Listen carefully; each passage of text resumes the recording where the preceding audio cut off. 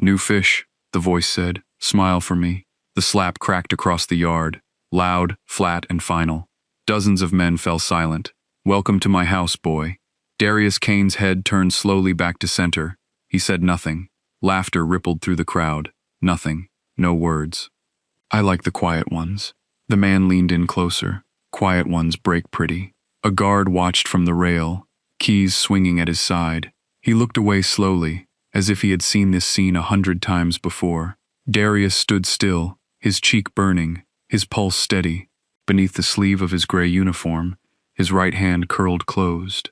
Slow, certain, the way it used to before the bell. The knuckles remembered. Each one had been wrapped in tape countless times. Each had ended fights faster than men could blink. He breathed out and let the fist open. Not yet. Have you ever watched a man get hit just for walking into a room? Ironwood State Correctional Facility sat far beyond the last gas station, behind fences and a river of razor wire. The walls held many men. The yard smelled of iron, bleach, and old rain. Sound carried strangely there.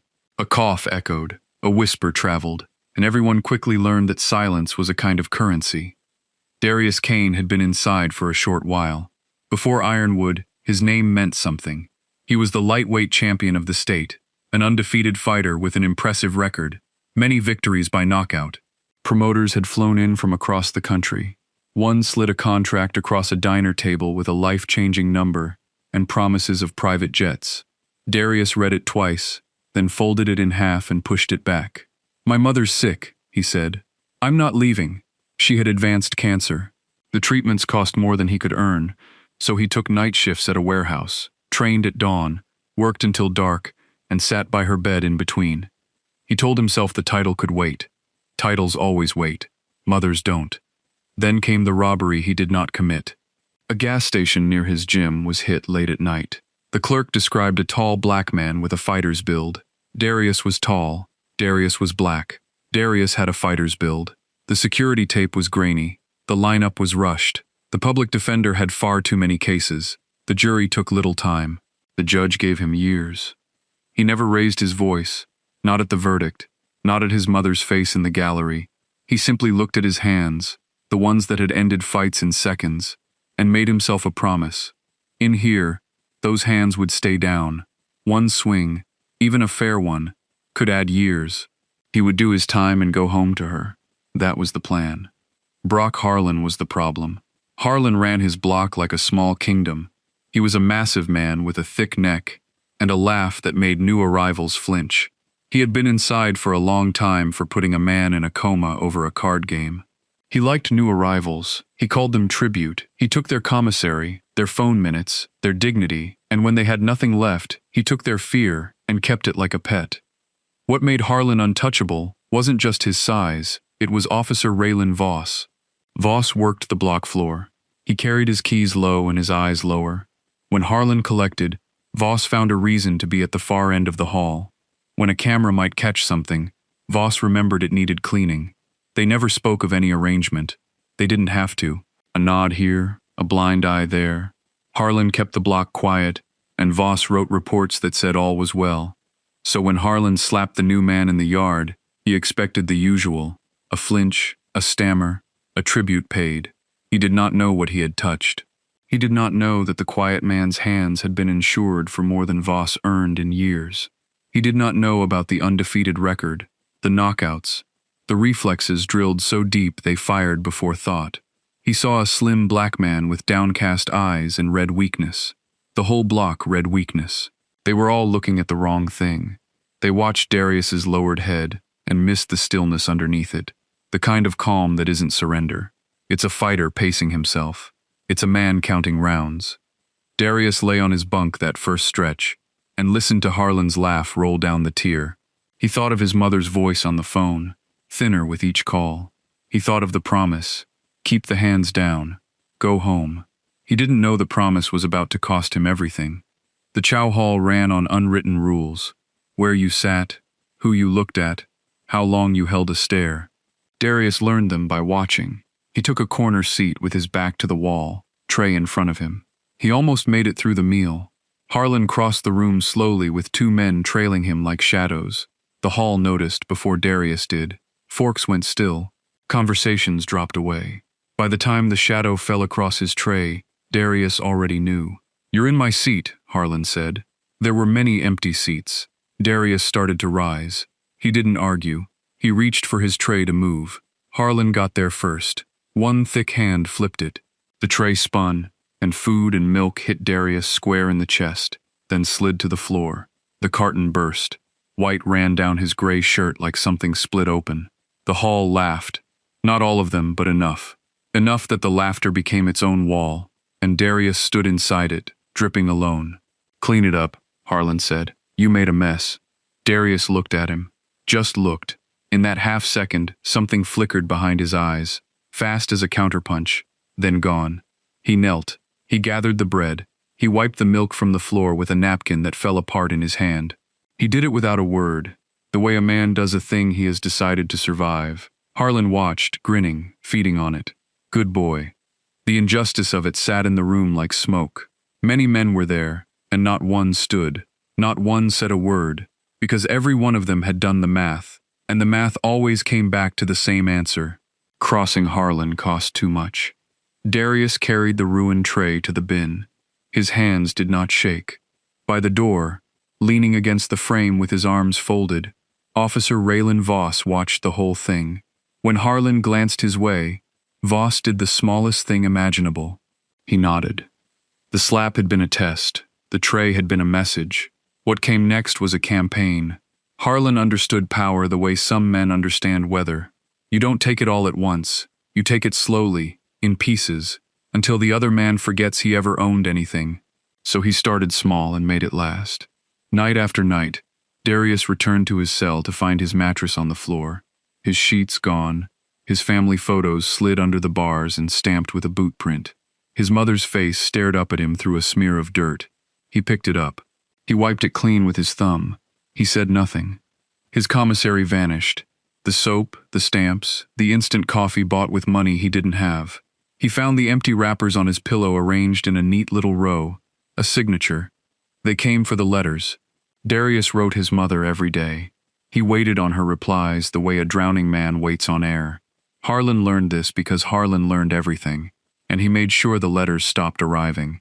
They piled up somewhere they shouldn't, and Darius sat through mail call with an open face that slowly closed.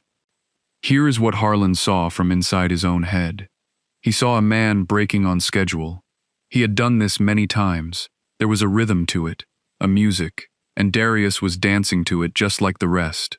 The lowered eyes, the flat voice, the way he flinched at nothing. To Harlan, silence had only ever meant one thing: fear. And fear was the sweetest thing the block had to offer. He lay on his bunk at night, replaying the sound the tray made, the white milk running down, and he smiled at the ceiling. This one would break beautiful. They always did. He was reading the wrong man. What looked like fear was something else entirely. It was discipline. It was fights worth of a corner man's voice in his ear. Stay calm. Don't load up. Wait for the round. Darius wasn't shrinking. He was holding a line, and the line was a promise to a woman in a hospital bed. Every push bent the line, but it did not break. The others joined in, because cruelty is easier in a crowd. Harlan had a crew who fed off his scraps and feared his moods. They took turns. One bumped Darius hard in the shower line, daring him to turn. One spat in his food. One stood outside his cell at lights out and described in a low, patient voice all the things that happen to men who think they're better than this place. Darius took it the way stone takes rain, and Voss watched it happen. There was a camera at the end of the tier, mounted high in a steel cage. It saw everything it should have, but Voss knew the schedule of that camera better than anyone. He knew the blind spots.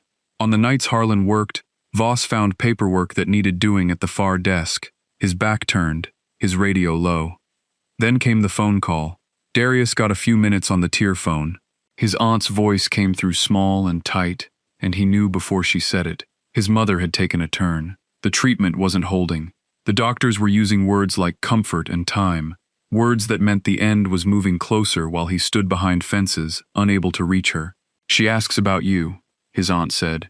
Every day she wants to know you're okay. Darius closed his eyes. Down the tier, Harlan's laugh rolled toward him like a wave. "Tell her I'm okay," he said. His voice didn't shake. "Tell her I'm coming home." He hung up. He stood with his forehead against the cold cinder block and breathed, in for 4 counts, out for 4. The way his trainer taught him between rounds when his body wanted to quit. 1 swing. That was all it would take to feel better for 1 second and lose everything that mattered. More years, more fences. His mother dying alone while he sat in a hole for teaching Brock Harlan a lesson nobody would believe he had the right to teach. So he kept the hands down. Harlan found him there against the wall and mistook the posture for defeat. This, in his mind, was the moment, the break. He stepped close and put his mouth near Darius's ear. "You're learning," he murmured. "Couple more weeks you'll be carrying my tray, maybe shining my shoes." He patted Darius's cheek twice, soft, the worst kind of soft. Quiet boys make good pets. In his head, Harlan was already counting the victory. He pictured Darius hollowed out, useful, broken in like a pair of boots. He had never once considered the other possibility, that a man can be quiet because he is kind, that a man can be still because he is strong. The difference between fear and control is invisible right up until the second it isn't. Darius didn't move. He let Harlan walk away laughing. But that night, lying on a mattress on the floor, he did something he hadn't done since the day they read his sentence. He flexed his right hand in the dark, slow, finger by finger, feeling the old machinery wake. Just checking, just in case. The library was the one quiet place in Ironwood.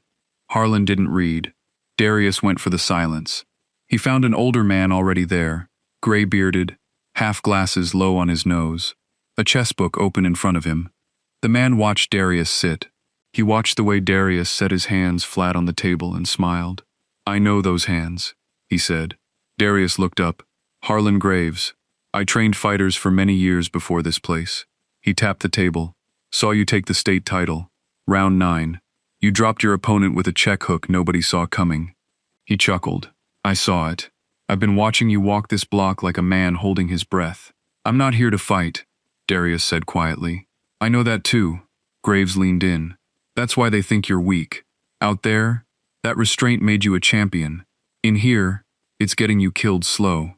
He paused. "What's your plan?" Darius was silent a long moment. "Keep my head down, do my time, get home to my mother. And if they don't let you?" Darius's jaw tightened. He didn't answer. He didn't have to. Graves nodded slowly, the way a cornerman nods when the bell is close. "Then you don't start it," he said. "But son, you finish it." It happened in the showers. Darius should have seen it in the small things. The crew went quiet at dinner. Harlan didn't take his food. He just watched Darius across the hall with the patient look of a man who has set a trap and only has to wait. Near the end of the tier, when the lights dimmed, Officer Raylan Voss walked his slow walk toward the far desk, sat down, and turned his back. The shower room was the blind spot. Everyone knew it. The camera could not reach inside that tiled corner. No lens, no witness. Just water and concrete and whatever a man could do there in the dark. Darius went to wash before lockdown. He heard the door swing shut behind him. He heard the bolt. He turned, and there they were. 4 of them. Harlan in front, 2 of his crew flanking, a 4th by the door. The 4th man had something in his hand, low and half hidden. Darius's eyes went to it on instinct, the way a fighter clocks a threat, and he saw it was a phone recording. They wanted this filmed, a trophy, a lesson for the whole block to pass around. "No more pets," Harlan said. He cracked his knuckles. "Time you learned what happens to quiet boys who don't break." "You don't want to do this," Darius said. His voice was even. "Open the door. Walk out. Nobody has to get hurt." Harlan laughed. They all laughed. It was the last easy breath any of them would take. The first man came from the right, swinging wild. To everyone watching the video later, it looked like the man simply fell. To Darius, time slowed the way it always had. The punch came in slow, a lazy arc, and Darius slipped it by an inch. He didn't even step back. He just moved his head, let the fist pass his ear, and answered with one short left hook to the body. The man folded around it and dropped to the wet floor, gasping. Done. The second man lunged, grabbing for Darius's collar. Darius caught the wrist, turned his hips, and used the man's own weight to spin him into the tile. A short right uppercut met him on the way in. There was a sharp, clean crack, and the second man sat down hard against the wall and stayed there, eyes swimming. Harlan roared and charged, all his size and power. This was the moment he had built for years, the bull rush that had ended many men. Darius didn't meet it. He pivoted, light on his feet, and let the giant stumble past into empty air. As Harlan turned off balance, Darius stepped in and threw the punch the old man in the library had named the check hook. Short, tight, perfect, landing flush on the jaw with the full turn of his body behind it. Harlan's knees vanished. The big man went down like a building and hit the floor so hard the water jumped. The fourth man, the one with the phone, stopped recording his trophy and started recording his own retreat. He backed into the corner, hands shaking, camera still pointed because he'd forgotten how to lower it. "I'm out," he stammered. "I'm out, man. I'm out." Darius looked at him. He was breathing hard, but his hands were already lowering. He hadn't chased a single one of them. He hadn't thrown a punch that wasn't answering one. Every blow had been the smallest thing required to stop the next, and not one thing more. "Then go," Darius said. 4 men on the floor, 1 man standing untouched, his chest rising and falling, water running off his fists. And here is the part the whole world would replay in slow motion. Darius didn't gloat. He didn't stand over Harlan. He didn't say a word of victory. He walked to the second man, knelt, and checked that he was breathing. Then he stood, turned off the still-running shower, and walked to the bolted door. He worked it open with steady hands and stepped out into the tier, leaving the 4 of them groaning behind him in the dark. He thought it was over. It was only beginning, because the 4th man's phone had caught it all. Every slip, every counter, the check hook that dropped the giant. And then the thing that made it impossible to look away, the winner kneeling to check on the man who had come to hurt him. The video left the prison the next morning, smuggled out the way everything leaves a prison, hand to hand, and by nightfall, it was somewhere it could never be put back. The internet did what the internet does. It exploded. The clip had a name. People called it those fateful seconds. It ran on phones and subway cars and break rooms and living rooms across the country. Commentators broke it down frame by frame. A retired trainer pointed at the screen and said, "That's not a brawler. That's a schooled fighter. Look at the footwork." Strangers argued in comment threads. Who was he? Why was a man who moved like that locked in a place like that? And why, when he could have done so much worse, did he stop the instant the danger stopped? The question spread faster than the fight. People who had never heard the name Darius Kane were typing it now, sharing it, asking each other to find out who he was. A reporter started making calls. Inside the prison, none of that was the story yet. Inside, there was only the sound that came next. Boots in the corridor, many of them. The metal shriek of the block alarm, red lights strobing, and a voice over the speaker. Lock down. Lock down all units. Cell doors slammed shut. Darius sat up.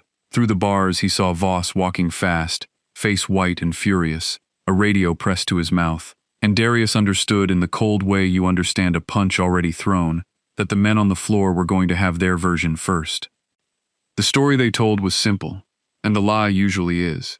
By morning, the official version had hardened into fact. Inmate Darius Kane had ambushed 4 men in the showers.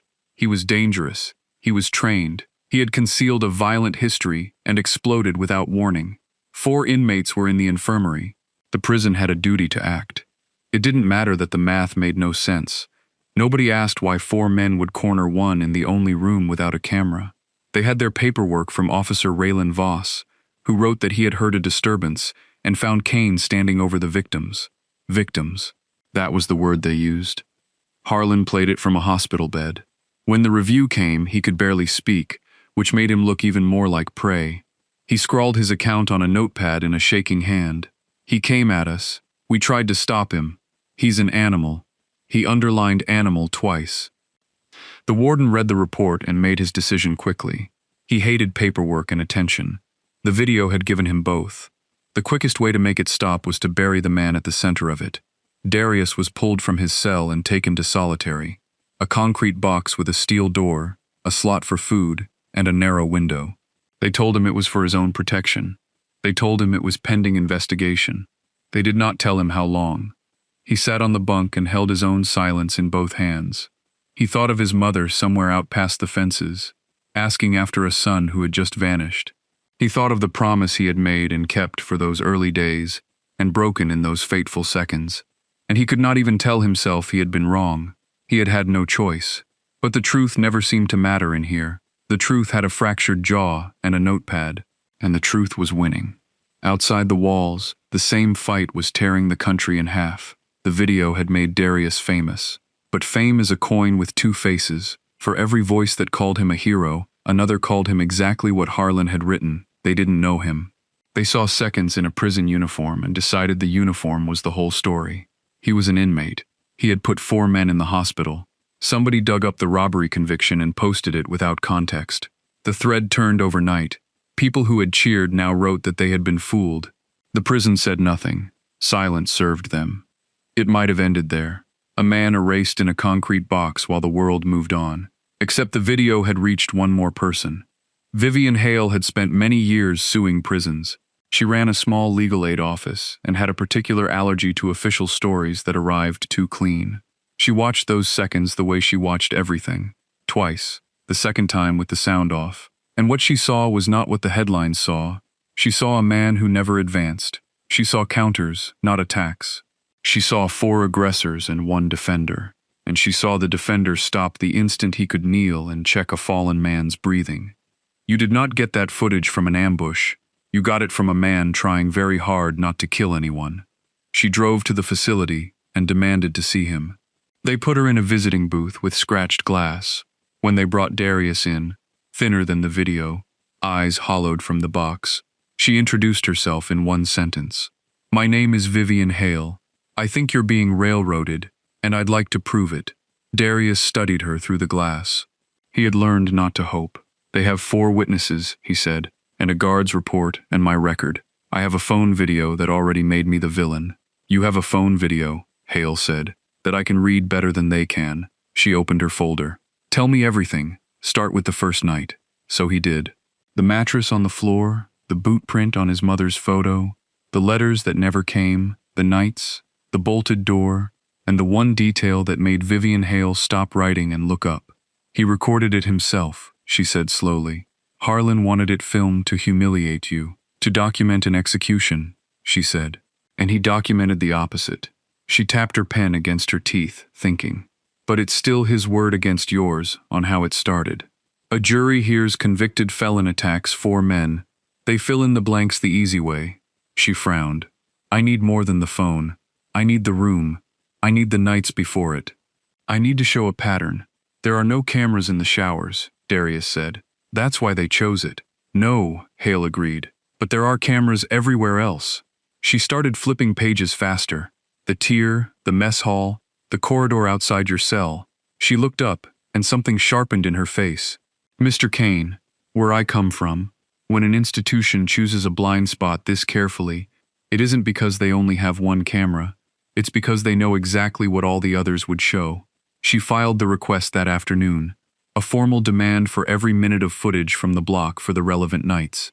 Days later, the prison's response landed on her desk. The footage from the tier camera for all those nights was missing, logged as down for maintenance. Every night Harlan worked, the lens had been dark. Someone had turned it off. A camera turned off on purpose is not the end of a case.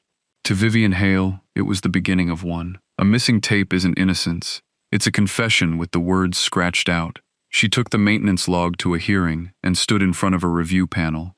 The warden and a state corrections official were there because the video would not stop trending. Vivian Hale began gently. She laid out the official story first in their own words so everyone could hear how clean it was. Unprovoked. Ambush. Animal. Then she set the maintenance log on the table. "The tier camera failed for consecutive nights," she said. "The exact nights my client says he was harassed. It recovered the morning after the shower incident." She looked at the warden. "That's either the most precise equipment failure in the history of corrections, or someone scheduled it." The warden's jaw worked. "Equipment fails. It does," Hale agreed pleasantly. "Which is why months ago, your facility installed a pilot program. Secondary cameras, smaller units, separate system, separate drive mounted to cover the blind spots the old ones missed. She let that sit, including the corridor outside the showers. The room changed temperature. Voss, standing against the wall, went still in a way that everyone noticed. Because Voss had known the old camera's schedule by heart, he had not known about the new one. Hale opened her laptop. She did not play the fight, she played the nights. The corridor feed showed 3 men outside Darius's cell, the mattress dragged out, a boot coming down on something small. Another night, Harlan's crew laughing at the mail slot. The night of the incident, 4 men filing in, Harlan last, throwing the bolt behind him. The timestamp showed Darius entered at 1 minute. 4 men followed and locked the door from inside. "You will notice no one is dragging anyone," Hale said quietly. "You will notice who turned the lock." She closed the laptop. "That is not an ambush by 1 man. That is an ambush of 1 man." The corrections official was writing fast. The warden had stopped pretending to be calm. But Hale wasn't finished. She reached into her folder and pulled out the thing she had been saving. "You keep calling my client trained," she said. "Let me tell you how trained."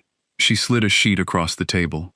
Darius Kane, undefeated professional record, many knockouts, state lightweight champion, ranked in the national top before his arrest. This is not a man who learned to brawl in a yard. This is a professional athlete whose hands are quite literally registered weapons.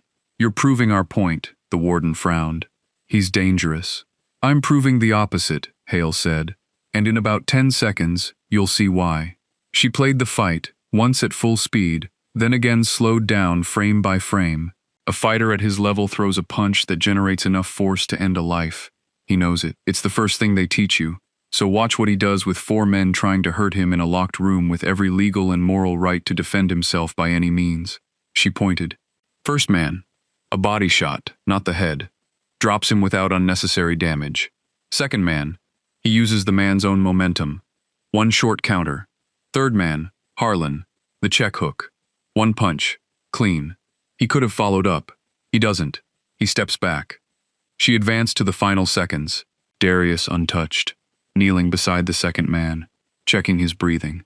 There it is, Hale said softly. The most dangerous man in the room on his knees, making sure the person who came to hurt him is still breathing. She looked at each panel member in turn. A man who wanted to hurt them could have crippled 4 people in those seconds. He had the skill. He had the right. Instead, he used the exact minimum force to survive, and then he rendered aid. That is not the record of an animal. That is the most disciplined self-defense any of you will ever see on a screen. The room was silent, the kind of silence Darius knew well, the kind that falls right before a decision. The corrections official turned to Voss. Officer, the pilot cameras. Were you aware of them? The pause was its own answer. Where were you during the disturbance? At my desk, Voss said, doing reports. With your back to the tier, Hale added. We have that on camera too. It came apart quickly after that. The statements collapsed against the footage. One inmate, who had stayed silent out of fear, the older man Harlan Graves, stepped forward and told the panel about the nights of cruelty he had watched and could not stop. Darius sat through all of it without moving. He had learned in the box not to hope. But when the official set down her pen and said the words pending immediate review of Officer Voss's conduct and the conditions in the block, something in his chest loosened for the first time in weeks. He thought of his mother. He thought for the first time that he might actually make it home in time. Vivian Hale gathered her folder and leaned toward the glass. They built their whole case on a camera they thought was off. She almost smiled. They forgot the one watching them. Justice, when it finally moved fast. The footage went to the State Corrections Board, then to the district attorney, then to the press. The official story did not survive contact with the truth. 7 nights of corridor footage do not lie. A locked shower door does not lie. A man kneeling to check his attacker's breathing does not lie. Brock Harlan was charged with felony assault for the ambush he had filmed himself. His own trophy became the case against him. The wired jaw turned out to be the least of his problems. He was already serving time. Now the court added years to his sentence. The king of the block walked out of the hearing in cuffs to a silence from the other inmates that was louder than any cheer. Officer Raylan Voss did not go quietly, but he went. The investigation found a pattern of arranged blind spots, ignored complaints, and reports written to protect the man who kept his block quiet. He was stripped of his badge and charged. The nod he had given Harlan across the chow hall, the smallest thing imaginable, had become the thing that ended his career. The warden resigned before they could remove him. A state monitor was assigned. The pilot camera program was made permanent and expanded. And then there was the conviction that had put Darius inside in the first place. Vivian Hale did not stop at the prison case. She took the robbery conviction apart slowly in daylight. The grainy tape, the rushed lineup, the overwhelmed public defender. She found the original footage and a clerk who, shown a clear photo, said the words that should have been said years earlier. That's not him. The court vacated Darius Kane's conviction. Wrongful imprisonment, immediate release. He walked out through the same gates into a parking lot full of people he didn't know who had followed those seconds of his life, all the way to this moment. They were quiet as he passed. The way crowds go quiet around something they sense is bigger than a photo. He didn't raise a fist. He didn't make a speech. He just kept walking toward the one car that mattered. His aunt was driving. The passenger seat was empty, reclined, with a blanket folded on it. She wanted to come, his aunt said, her voice breaking. She made us bring her this far. She's at the hospital, Darius. She's holding on. She's been holding on for this. He made it in time. That was the part that mattered more than anything. He walked into a hospital room that smelled of antiseptic and got down beside a bed where a small woman lay. She opened her eyes and saw her son, free, whole, home. She lifted one thin hand to his face, to the cheek that had been slapped in a prison yard a lifetime ago, and she held it there. I knew, she whispered. I always knew. He stayed. The story did not end in that room, though. It had already grown past him. Those seconds had become something larger than a fight. A question the whole country kept asking out loud. How many quiet men are sitting in blind spots right now? How many true stories are buried under clean reports? Lawmakers cited the case. A reform bill carried provisions for mandatory camera coverage and independent complaint review. People started calling it the Kane standard in the papers and hearings. Darius Kane never asked for his name on a law. He had only ever wanted to keep one promise. He had kept it. He was home. His mother lived good months after that. She was there in a folding chair by the door the day Darius Kane opened the gym. It wasn't much at first. A leased space in a rough part of town, a concrete floor, a ring he built himself from second-hand rope and donated canvas. He hung a single sign over the door. No champion's name, no logo, just 2 words. Second corner. Because everyone, he said, deserves someone in their corner the second time around. The kids came first, the ones the neighborhood had already given up on, the ones teachers called trouble and police called familiar.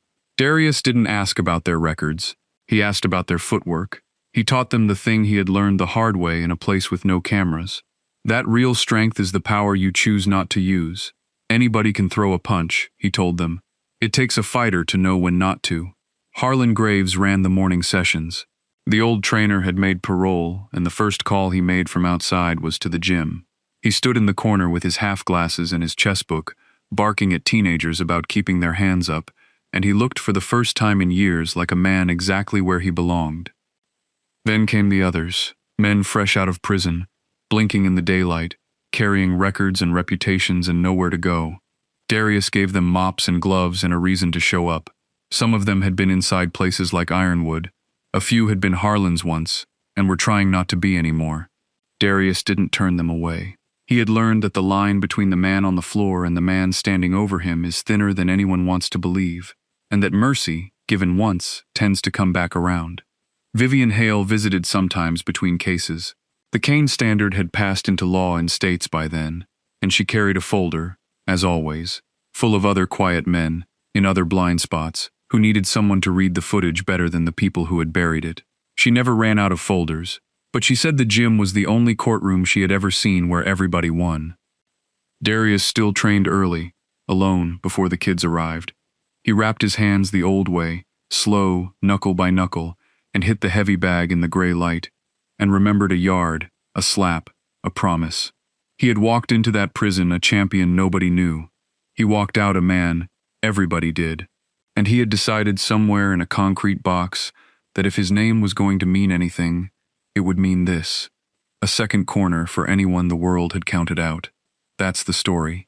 But before you go, Let me ask you something, the way the story asks you at the start. Have you ever been underestimated, written off, talked down to, judged by a uniform or a face, or a single bad chapter by people who never bothered to learn the rest? If you have, then you already know what Darius knew. So tell me down in the comments, when has someone underestimated you, and what did you do about it? I read everyone. If this story moved you, share it with someone who needs to hear it today. Someone who's quietly holding a line nobody sees. And if you want more stories about the underestimated, the overlooked, and the quietly unbreakable, subscribe and stay with us. Your corner is right here.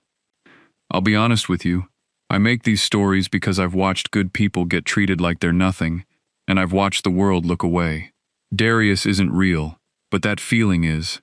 So this one's for everybody who stayed quiet, stayed kind, and never stopped being strong. I see you. I really do.